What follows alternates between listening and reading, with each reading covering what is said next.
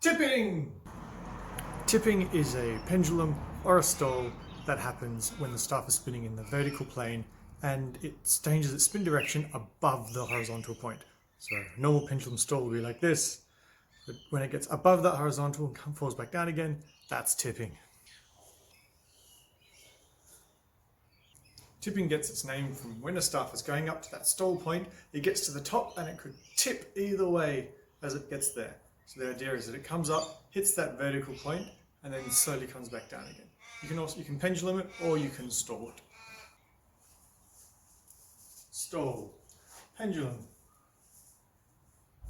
Hitting that vertical point's really hard, so I'll try.